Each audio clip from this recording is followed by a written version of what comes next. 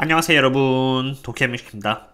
아마 제 영상을 과거부터 꾸준히 보셨던 분들은 아시겠지만 저의 경우는 2022년 5월을 시작으로 꾸준히 앞으로의 시장에 대해서 경고를 해왔고 2013년 1월 달에 주가가 꾸준히 올라갈 때는 정말 고독하게도 이번의 상승은 장기적으로 이어질 수가 없으며 오히려 앞으로의 하락에 있어서 현금으로 대비를 해야 한다고 단 하루도 빠짐없이 경고를 해왔는데요.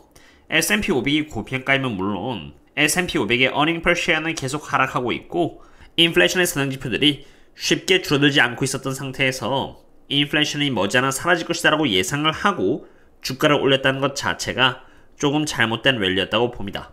물론 지금의 미디어 상태를 보면은 1월달엔 다들 환호했습니다만 이제는 다들 조심하라는 분위기입니다. 경기 침체에 대해서 조심하라는 유튜브 영상도 슬슬 생기기 시작했고요. 실리콘밸리 뱅크와 시그니처 뱅크와 더불어서 이제는 크레딧 스위스까지 터지자 금융위기를 조심하라는 유튜브 영상도 많이 보입니다. 하지만 1월달에 무한매수를 꾸준히 해왔다면은 적어도 지금 모아놓은 현금은 부족할 것이며 무한매수를 했기 때문에 너무 덩치가 커졌을 것이기 때문에 대응하기에는 쉽지 않은 상태일 것이라고 봅니다. 그리고 설사 주가가 단기적으로 상승을 한다고 하더라도 여전히 매크로의 상황은 정말 좋지 않으니 특히 어느정도 투자해놓은 상태라면은 지금이라도 현금을 보유하면서 리스크 매니지먼트에 집중하는 것이 좋다고 생각합니다. 이제 머지않아 FOMC 회의인데요. 최근 들어서 뱅크런이 생기면서 시장의 일부는 연준이 금리를 올리지 못하고 동결시킬 것이라는 생각을 갖고 있는 것 같습니다. 그러나 적어도 확률적으로 본다면은 3월 22일 날 연준이 금리를 25bps 올릴 가능성은 72.6%로 잡혀 있는데요. 저도 연준 의장이 아닌지라 금리를 얼마나 올릴지 또는 동결시킬지 나와봐야 합니다만 확률적으로 봤을 때 동결될 가능성은 왜 적은지에 대해서 한번 알아보고자 합니다. 가장 먼저 인플레이션 부분입니다. 여기 상단과 하단의 그림은 부동산 부분이 제외된 슈퍼코어 CPI로 여기 상단은 월 기준이고요. 하단은 연 기준의 수치입니다.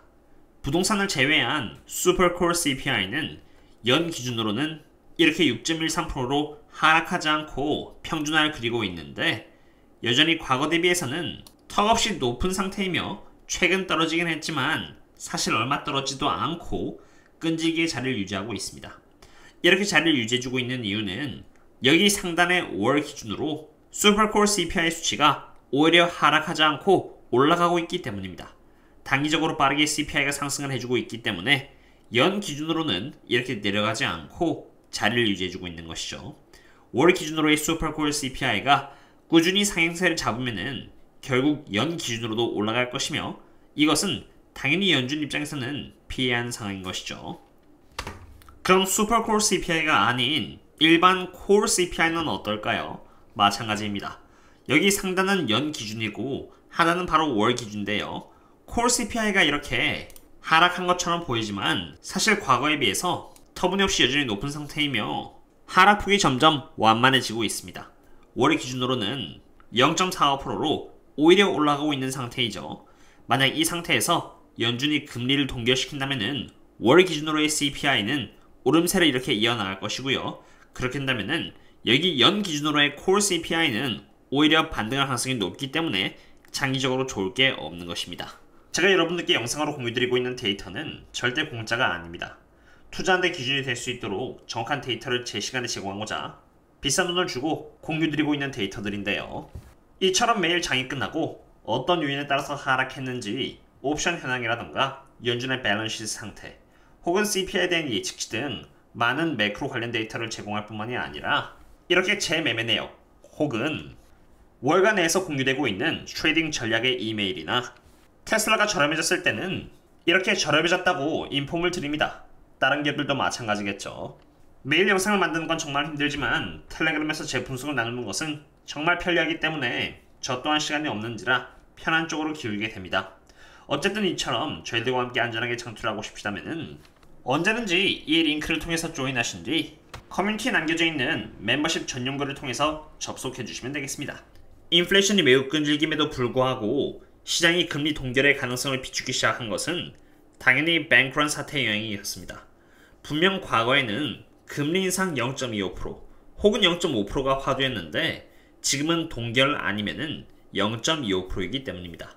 저는 오히려 뱅크런의 화제가 생각보다 과대평가되었다고 봅니다. 뱅크런으로 인해서 많은 사람들이 양적 완화의 시작이라고 합니다만, 여기 보시면은 모건 스탠리 측에서는 제가 꾸준히 주장을 해온 것처럼 양적 완화가 아니라고 못을 박았습니다. 이 자료 또한 멤버십 분들께만 공유를 드린 자료로 다음 페이지까지 가면은 너무 시간도 많이 잡아먹고 너무 공부하는 쪽으로 어려운 내용으로 파고드니 유튜브 영상 입장에서는 좋은 것이 아닌지라 텔레그램만 남기도록 하겠고요.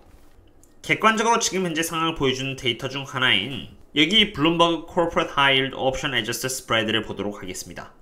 여기 잘 보시면은 지금 이제 저희들은 5.09에 위치하고 있는데 지금의 위치는 과거 7월과 9월보다도 더 낮은 위치에 있으면 물론 과거 2016년 2월 달에 유가가 폭락했을 때 그리고 2011년 European Debt Crisis가 일어났을 때보다 훨씬 낮은 수치를 보여주고 있습니다. 뉴스라던가 다른 유튜브에서는 제2의 리만 사태가 찾아왔다 혹은 금융위기가 임박했다라고 하지만 정작 시장은 아직까지 큰 반응을 보여주고 있지 않으며 2022년 7월과 9월보다 낮은 위치를 보여주면서 별 특이점을 보여주고 있지 않은 상태입니다. 물론 앞으로 또 어떤 일이 연쇄적으로 일어날지 모릅니다만 적어도 시장은 지금까지 경험한 악재들은 전부 완만하게 소화를 해내고 있는 것으로 판단이 됩니다. 하지만 데이터가 이렇다고 해서 제가 시장을 무작정 좋게 보는 것은 아닙니다.